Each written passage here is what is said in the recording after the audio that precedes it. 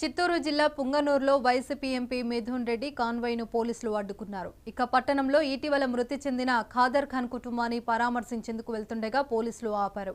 దీంతో పోలీసుల తీరుపై వైసీపీ నేతలు మండిపడుతున్నారు. కాగా పుంగనూరులో గతంలో ఉద్రిక్తత పరిస్థితులు దృష్ట్యా దాదాపు 5,000 మందితో పోలీసులు బందోబస్తు నిర్వహిస్తున్నారు.